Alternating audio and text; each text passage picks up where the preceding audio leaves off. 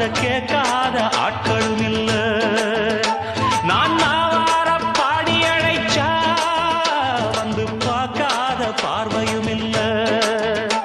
என் தாய் கொடுத்த ஒரு சக்தி இருக்கு, உன்னை தட்டி எழுப்ப புத்தி இருக்கு. உன்னை தாவி அணைக்க ஒரு நேரம் இருக்கு, அந்த நேரம் வரைக்கும் வரம் எனக்கு. நான் பாடாத பாட்டுகள் இல்ல, அத கேட்க